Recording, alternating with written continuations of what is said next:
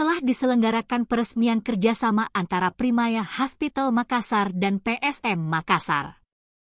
Peresmian tersebut ditandai dengan seremoni penandatanganan perjanjian kerjasama yang diwakili oleh Sadikin Aksa selaku Direktur Utama PT PSM Makassar dan Dr. Mary Monica Mars Eviesqua selaku Direktur Primaya Hospital Makassar.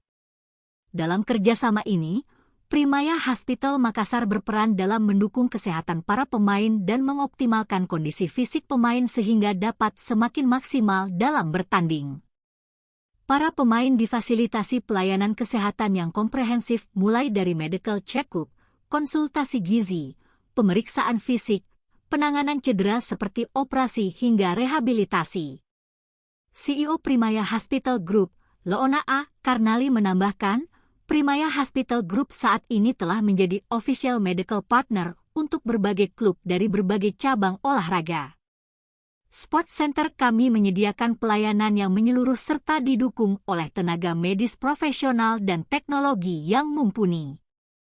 Kedepannya kami akan terus mengembangkan layanan Sport Center kami dan siap mendukung para atlet Indonesia agar dapat semakin bersemangat dalam mengejar prestasi.